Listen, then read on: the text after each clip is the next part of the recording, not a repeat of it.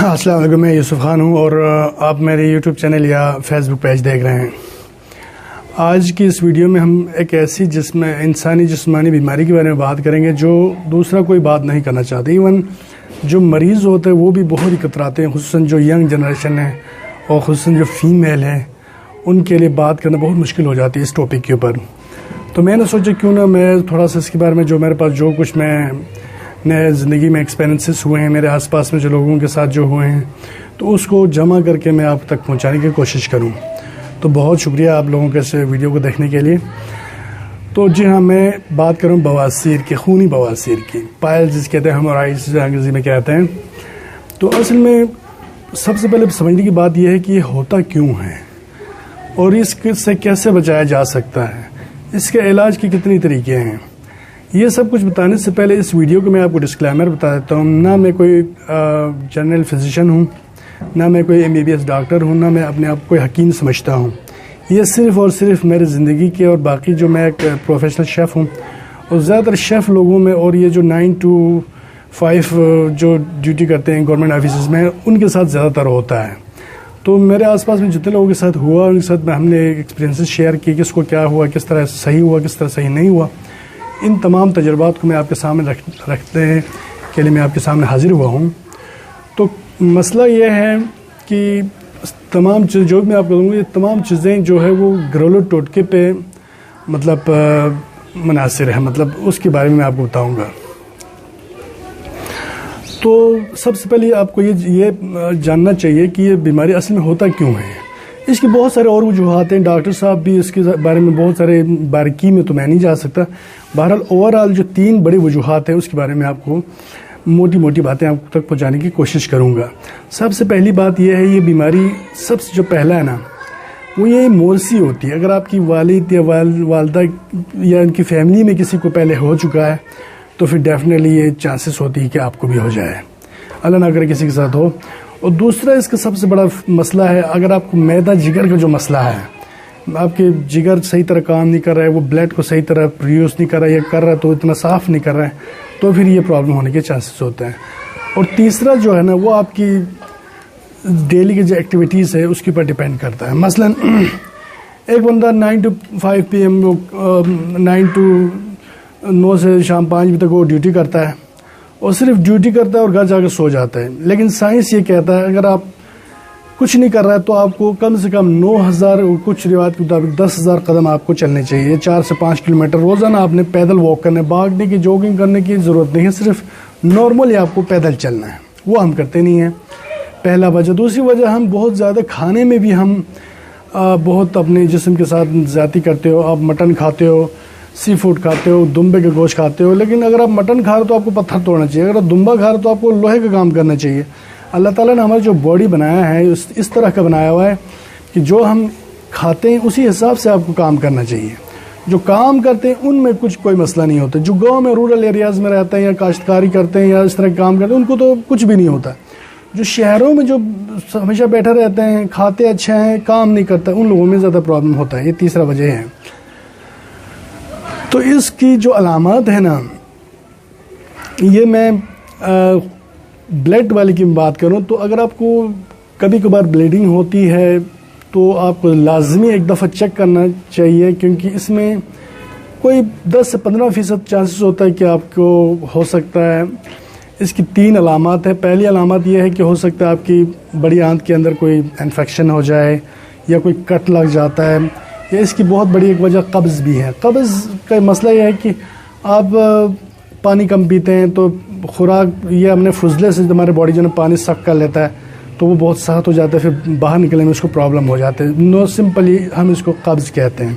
इसके लिए आपने पानी ज़्यादा पीना है और कब्ज़ को होने नहीं देना है। इससे रेशे पड़ जाते हैं, इससे स्क्रैच होते हैं। तो स्क्रैच जो होती है ना, हमारी जो दीवारें हैं ना बहुत ही कमज़ोर होती है आंतों की, ये सॉफ्ट टिश्यूज़ होते हैं। अगर मामूली कट लग गया तो उसमें से ब्लड तो निकलते हैं। एक चीज़ वो हो सकती है, ये इतना बड़ा इशू नहीं है, ये 10-15 दिन में ठीक हो जाता है। अगर आपको अगेन एंड अगेन ये हो रहा है और आप समझते हैं कि इसको अच्छी तरह इसकी इलाज की ज़रूरत है, तो फिर आप ये वीडियो एंड तक देखें, इंशाल्लाह आपको लाजमी फ़ायदा होगा। तो इसमें आपने एक काम ये करना है, आपने लाजमी इसको एक दफ़ा डॉक्टर के पास जाकर ना चेक करना है। ताकि बड़ी आंत के कैंसर के भी यही सेम सिम्टम्स है। कभी कभार आता है हार्ड वर्किंग किया, आपको आ गया, आपने गर्म मतलब दुम्बे का गोश्त खाया, आपने क्रेब्स खाया, आपने प्रॉन्स खाया, आपने लॉबस्टर खाया, तो फिर आपको ये चीज़ें हो सकती हैं। तो इस एक दफ़ा आपने चेक करनी है, छोटी सी टेस्ट है, इतना महंगा भी नहीं है, आप पाकिस्तान के में हर बड़े शहर में हो जाता है एक टेस्ट, इतना बड़ा मसला नहीं है। अगर ये सब कुछ नहीं है, आपको पाइल्स हैं यानी हेमोराइड्स हैं या मतलब ये होने वाली है, तो सबसे पहले आपने घबराना नहीं है। आपने क्या करना है, ब्लड को बिल्कुल बंद करने के लिए आपने एक केला लेना है, केले को बीच में से चीरा लगाना है छुरी के साथ, उसमें थोड़ा सा आपने फटकड़ी को पाउडर बना के एक चुटकी उसमें लगा के केले को बंद करना है, फिर आपने छीलना है, फिर आपने वो खाना है। बिल्कुल ये रेस्क्यू हो जाएगा आपके लिए, बिल्कुल ब्लड बंद हो जाएगी। लेकिन ये पूरा इलाज नहीं है, ये फर्स्ट एड है। आपके ज़्यादा ब्लीडिंग होने से आपको प्रॉब्लम हो सकता है, ब्लीड आपके एकदम रोक देगी।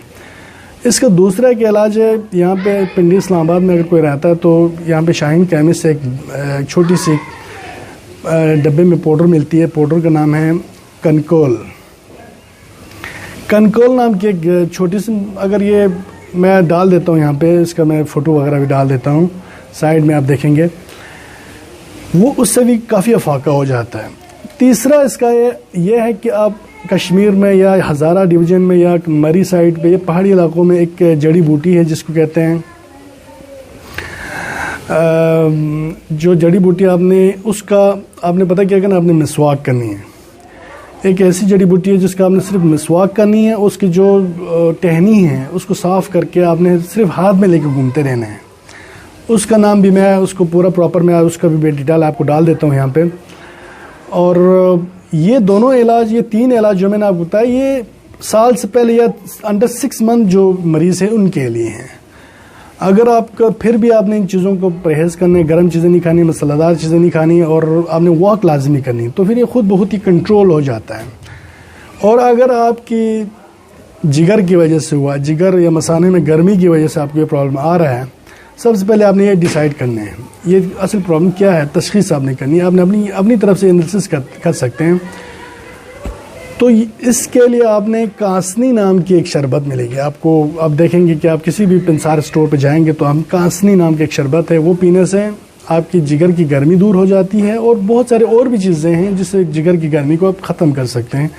ऐसा करने से आपका इंशाअल्लाह ताला आपको बिल्कुल आपका ये मरीज़ जड़ से ख़त्म हो जाएगी। अगर ये मोरसी है यानी हेरेटिक है तो फिर आपको ये ख़त्म तो नहीं होगी, लेकिन इसको आप कंट्रोल करेंगे, इससे आपको नुकसान नहीं होगा।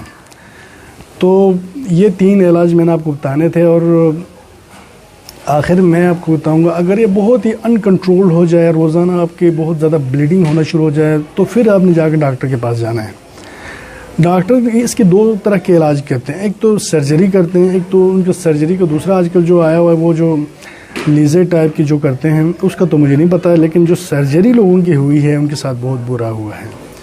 मैं आपको मना तो नहीं करता, लेकिन जब आपको एंड हो जाए, सब तमाम फार्मूले आजमाने के बाद किसी तरह का आपके पास कोई दूसरा ऑप्शन ना रहे, तभी तो आपने जाके ये काम करना है, वरना इससे पहले आप ना करें। मेरी आपको मशवरा सिला है, क्योंकि जब आप इसकी ऑपरेट करते हैं तो इसके लिए कमर में एक ऐसी इंजेक्शन लगती है जो बहुत हैवी किस्म का होता है, और वो जो है वो अपनी जगह पे एक मतलब इन्फेक्शन क्रिएट कर देता है, आपकी कमर में हमेशा दर्द रहती है। और ये सब कुछ करने के बाद मैं आपको एक दोबारा बता देता हूँ, आपको परहेज़ करनी है, आपको वॉक करनी है, आपको इन चीज़ों को बिल्कुल एहतियात करनी है। आपने अगर नहीं करेगा तो दोबारा आ जाएगा। तो ये बहुत ही पेनफुल एक सिस्टम होता है। अगर वो लेज़र टाइप का अगर वो कहीं से हो जाए, लाहौर में या कराची में, बड़े शहर में इस तरह के इलाज मैंने सुना है, देखा नहीं। अगर ये कोई ऑपरेट करने के लिए मतलब एक एक्सपर्ट डॉक्टर है तो फिर आप कर सकते हैं, अदरवाइज़ मैं इसको नहीं रिकगनाइज करता। तो आपने क्या करना है, सबसे पहले आपने इसको रेस्क्यू करना है। ब्लड बिल्कुल नहीं निकलना चाहिए। ये बीमारी आपकी जान तो नहीं ले सकती, लेकिन इसकी जो आउटपुट्स हैं, इसकी जो असरात है, जो इसकी मसल और भी मसाइल ये खड़ा कर देते हैं। क्या करते हैं, ब्लीडिंग ज़्यादा होने से आपके जिस्म में ब्लड कम हो सकती है। अगर खुदा न खास्ता अगर ये लेट होने की वजह से बहुत पुराना हो, जैसे 5, 6 साल 10 साल पुराना होने की वजह से ज़ख्म जब पुराना होता है तो मतलब आपको पता है फिर क्या होता है उसका। तो तीसरी बात, ये बहुत गंदी जगह पे होती हैं, तो रोज़ाना हमारे बॉडी से जो जितने भी बैक्टीरियाज या वायरसेस जो मतलब डेथ होती हैं, उसकी जो जितने भी फुजला हम ज़ुबान में इसको कहते हैं वो निकलते हैं, उस जगह पे होता है। तो मोस्टली ज़्यादा चांसेस होता है जो हमारे जो खुला ज़ख़म होता है उसको हमने दाम के रखना होता है, उसकी केयर करना होती है, वो चीज़ होती नहीं होती तो वो ख़राब हो जाती है। तो इसके अलावा आपने क्या करना है कि इसका जो जड़ी बूटी वाला इलाज है उस पर ज़्यादा ज़ोर दें और वॉक लाजमी करें, एक्टिविटी आप लाजमी रखें, इंशाल्लाह ये बिल्कुल ख़त्म हो जाती है। एकदम से आपने हार्ड वर्किंग नहीं करनी, जैसे जिम में जाते हैं, जिम लगाते हैं बहुत ज़्यादा, तो फिर ये इसके लिए प्रॉब्लम हो जाती है। और हल्का फुल्का आराम से धीरे धीरे, अगर एक दिन आपने 10 की 3 आपने सेटअप लगाया तो अगले दिन आप 11 की लगा दें, फिर 12 की लगा दें, इस तरह करेगा तो आपकी इंशाल्लाह मर्ज़ भी ख़त्म हो जाएगी और आपकी जो है वो बॉडी भी आपकी ठीक से बन जाएगी। अगर आप रोज़ाना एक दिन में 50 लगाएंगे तो फिर ये थोड़ा सा आपके लिए इशू बन सकती है। इसी के साथ मुझे इजाज़त दीजिए। वीडियो अगर आपको पसंद आया, अगर आपको फ़ायदा हो तो प्लीज़ इसको शेयर करें ताकि बहुत सारे और भी लोग हैं जिनको ये फ़ायदा हो सकता है, आपको सवाब में आपके भी हिस्सा होगा और मुझे ग्रो अप करने में आप मेरी हेल्प करेंगे। बहुत शुक्रिया आपका।